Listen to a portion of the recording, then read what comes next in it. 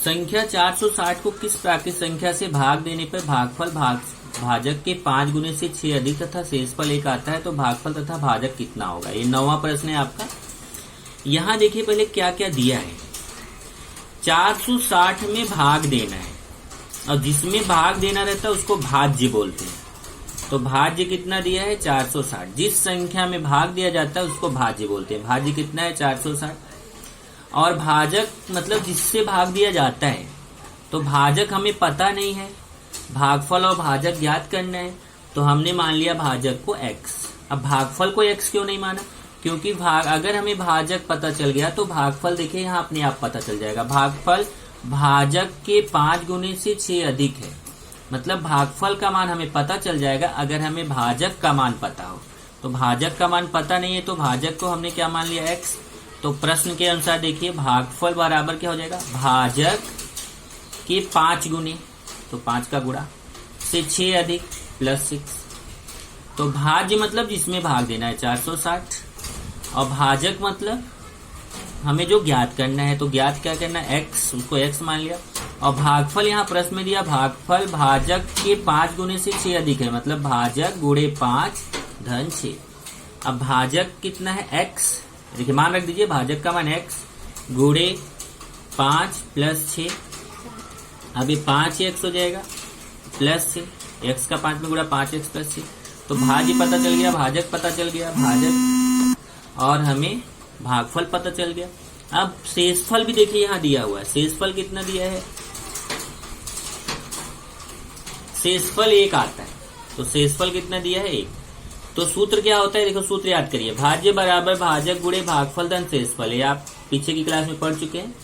अब इसी सूत्र में सारे मान ऊपर हैं, केवल रख दीजिए। देखिए भाज्य का मान कितना है, भाज्य का मान 460 है, तो भाज्य का मान रख दिया 460। ये देखिए भाज्य का मान 460, तो भाज्य का मान 460 बराबर भाजक का मान x है, तो भाजक का मान x गुणे भागफल का मान 5x प्लस 6 है, तो भागफल का मान 5x प्लस 6 प्लस शेषफल का मान 1 है, तो शेषफल का मान 1।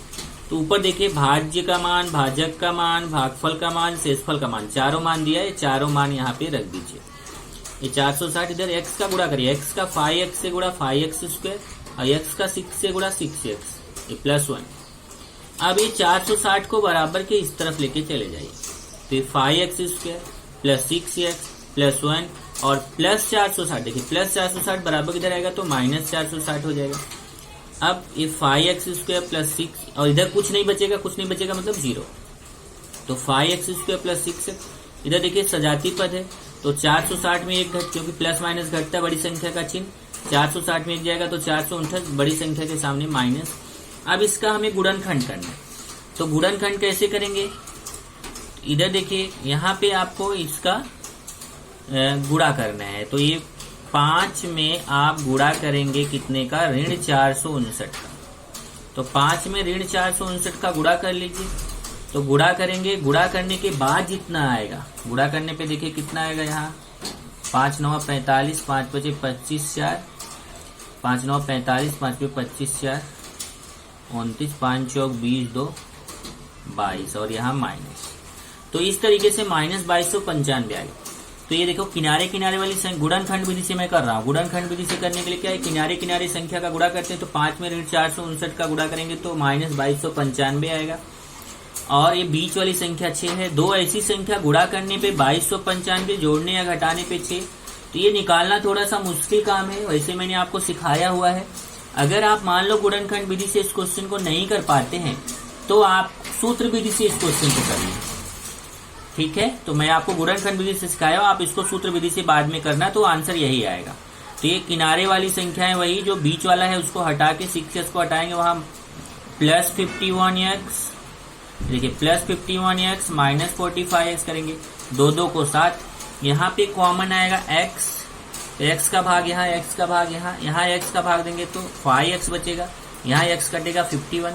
यहाँ देखिए 9 से ये भी कटेगा, 9 से ये भी कटेगा, तो 9 कॉमन हो गया, तो 9 का भाग यहाँ, 9 का भाग यहाँ, यहाँ 9 का भाग तो 5x, यहाँ 9 का भाग 459 में देंगे तो 51 आएगा। अब 5x plus 51, 5x plus 51 common हो जाएगा, तो बचेगा x माइनस 9।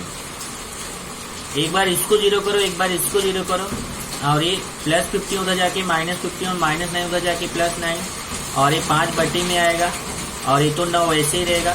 इस तरीके से एक आया माइनस में एक प्लस में, और यहाँ देखिए क्या बोला है, प्राकृत संख्या से भाग देना।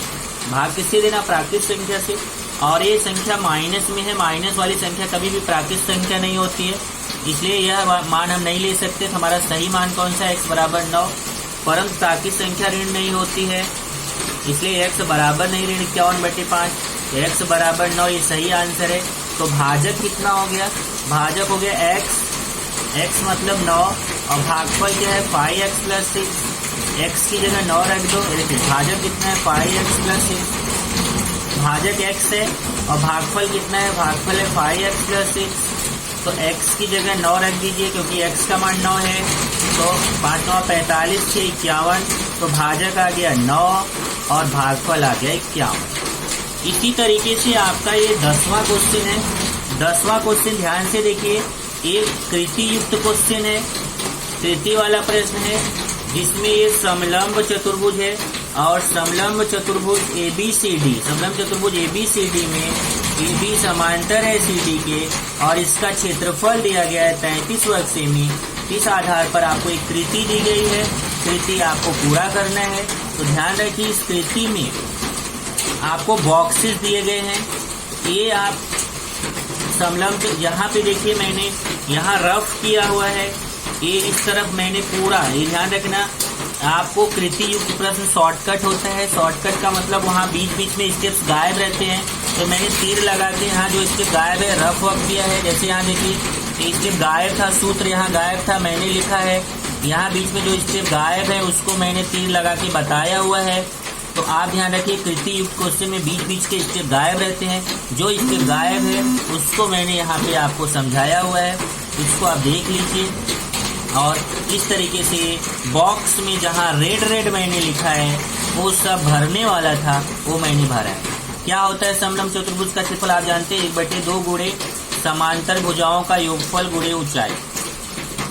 तो समलंब चतुर्भुज का क्षेत्रफल क्या होता है? 1/2 गुणे समांतर भुजाओं का योगफल गुणे ऊंचाई। आपने 8वीं में पढ़ा है। यहाँ डायरेक्ट कर दिया उसने, 1/2 गुणे समांतर भुजाएं कौन है? AB और CD समांतर भुजाएं हैं।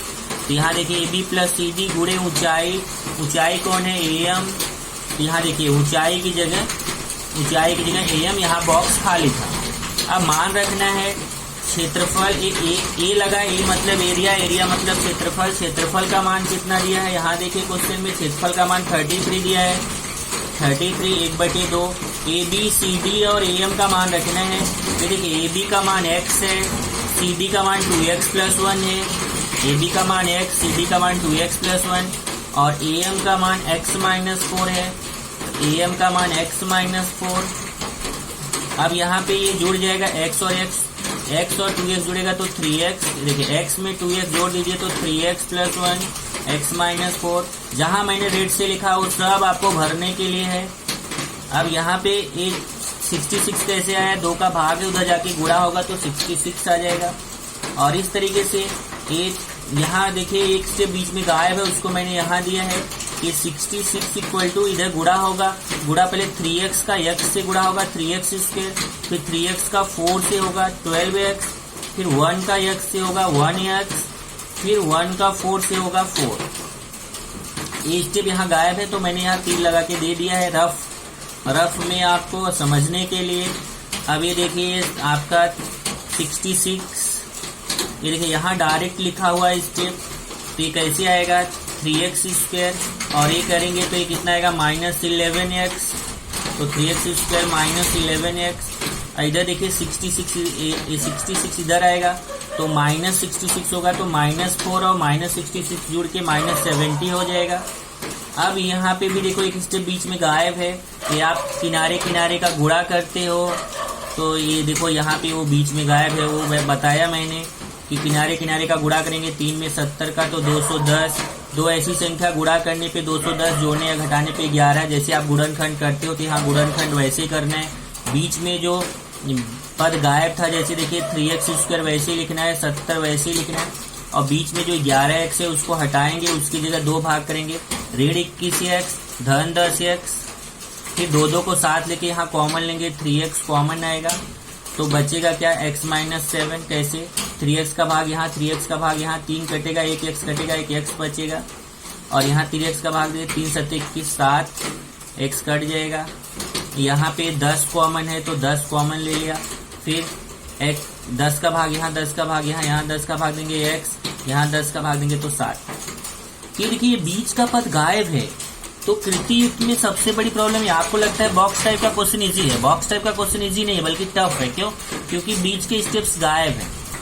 तो जो बच्चा पूरा स्टेप रफ पे एक बार करेगा फिर बॉक्स का करेगा, उसी को समझ में आएगा। इसीलिए मैंने यहाँ पे आपको साइड में समझाया हो, ये आपको आप अपने रफ पे मेरी तरह ही लिख लेंगे तो अच्छा रहेगा, आपको समझ में आएगा।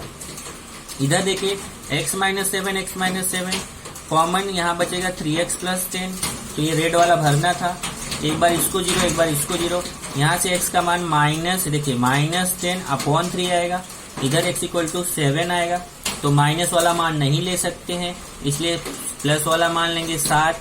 तो x का मान 7 जो है हो गया। अब देखिए यहाँ मैंने समझाया है कि कैसे आया। ए बी का मान कितना है, देखो ए बी का मान x है तो x मतलब कितना 7 रख दिया x का मान।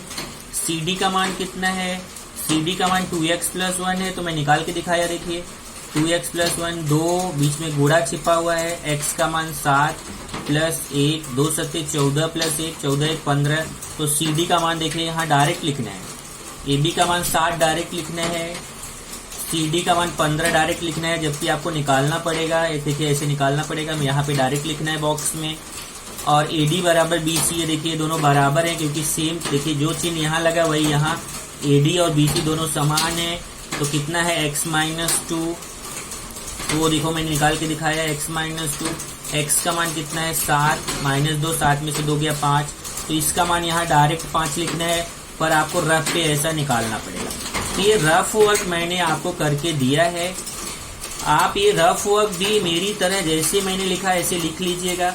जितना भी मैंने बॉक्स में रेड पेन से लिखा है सब आपको कृति में भरना है, ये सब आपको भरना है। बाकी जितना ब्लू से लिखा है वो सब लिखा हुआ है, बॉक्स में रेड वाला जो है आपको भरना है। और इस साइड जो है वो रफ में कौन सा स्टेप बीच बीच में गायब था वो मैंने समझाने के लिए दिया हुआ है। ओके।